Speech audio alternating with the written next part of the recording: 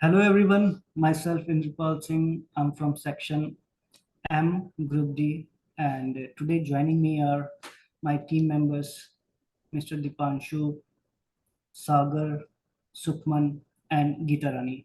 Today we are going to present on a topic of No Turning Back, a documentary by Gregory Coes from 1996, and this is about the aftermath of Oka crisis, which brought indigenous rights into sharp focus. After the barricade came down, the Royal Commission on Aboriginal People was created and traveled to more than 100 communities and heard from more than 1,000 representatives for 2.5 years. Team of indigenous filmmakers followed the commission on its journey. And now, Mr. Dipanshu will start the slides.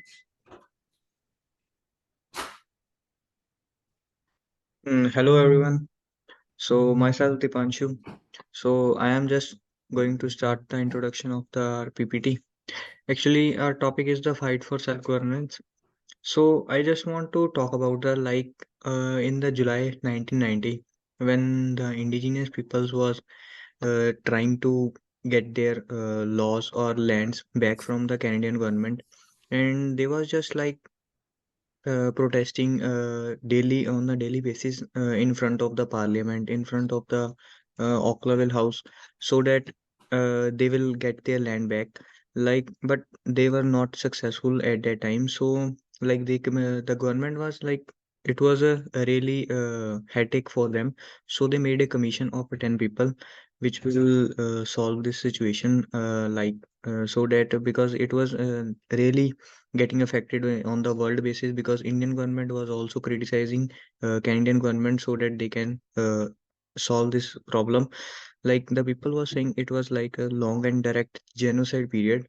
It was really a huge word for at that time. So I think it would be a government's initiatives that would help at that time. And uh, the in the next slide will be the shifting of a family when some of the 17 families from that group, Oka family, they sent to move toward the north. So in the beginning, they was really happy that they got they or their own land where they can agriculture and grow their agricultural economy.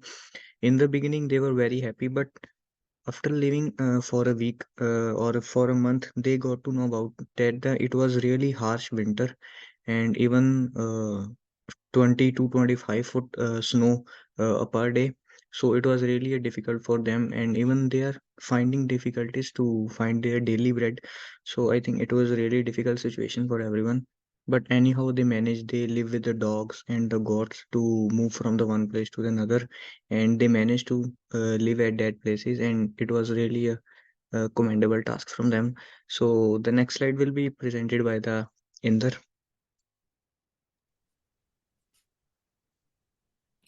So, taking further, the pressure of society. Over the past 125 years, 10,000s of indigenous children were taken from their families and they were forced to attend residential schools. So basically, these schools were government funded and run by church, and there were stories about the brutal attacks on their cultural language, self-esteem, and there were reports as well widespread of physical and sexual abuse.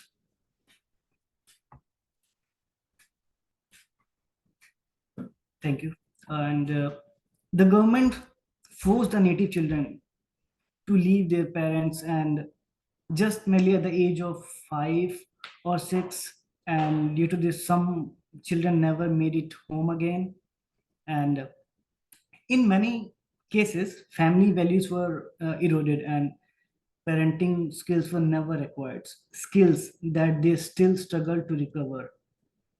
And in 1981, uh, for native children, Canada closed its door for residential schools, and the official government function of the school in 1920 was the quote, get rid of the Indian problem. And next slide will be presented by Mr. Sagar. Thank you so much.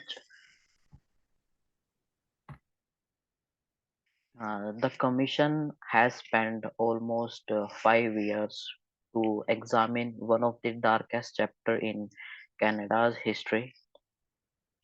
The Commission made a visit to the interior of British Columbia, to the site of St. Joseph Residential School, where many students were died, and the Commission talked virtually with hundred of Aboriginal people. They talked with the teacher and other people that work at the site, and they also talk with the price themselves, and it came to know that almost 5 out of 6 students that went to the school were died due to alcohol or some other violent related death, and the number was very high. Next slide please. Next slide please. And the aboriginal people were fighting for their land because they were dependent on the agriculture, and indigenous people was fighting for getting their land back from government because they wanted to grow their agricultural economy. Along with that, the government didn't allow them to get their land back, and they were protesting in front of parliament. RCMP was like continuously giving them warning. Sometimes they strictly acted when they make their tent houses in front of parliament, and many people were died in this action as well. And Sukman will present the next slide. So now it was do and die situation for the government, because the government have to resolve the issue. So roundtable discussions were done regularly by the commissions. A commission was set to solve this problem, and they discussed about the various matter, like how they will maintain peace between the people. They discussed about the health, and they talked about the elder people also, and about they try to solve the situation. Commissioner spent around 2 years discussing these issues. However, in such a long time, questions began to rising between them, and even some of the members were not satisfied with their works. Next slide, please. So they tried to focus on the solution. They worked to find a proper solution for that.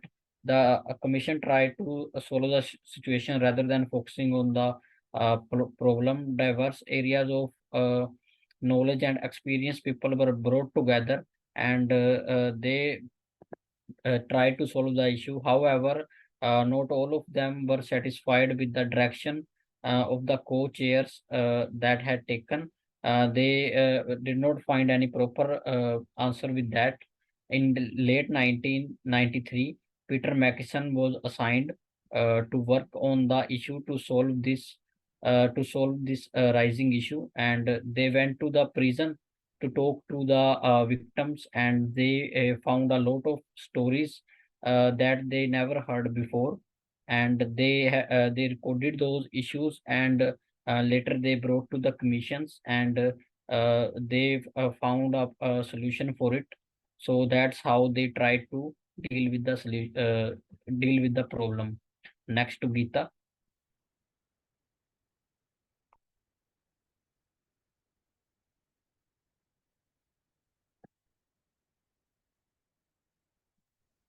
Please unmute yourself, Geeta.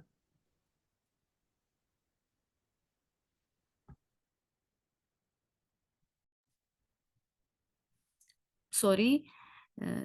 Hi everyone. Now I'm going to share group experience.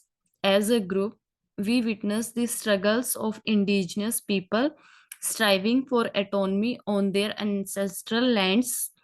Their desire for self-governance was met with government regulations, was met with affecting people of all ages.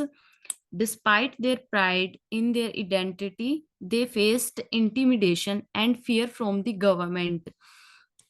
The impact was critical, with some individuals unable to venture outside for extended periods. Last but not least, this operation created a challenging environment where indigenous communities had to navigate and persist in their pursuit of freedom and autonomy. Now, finally, Dipanshu will conclude this. So it's the time to conclude my PPT.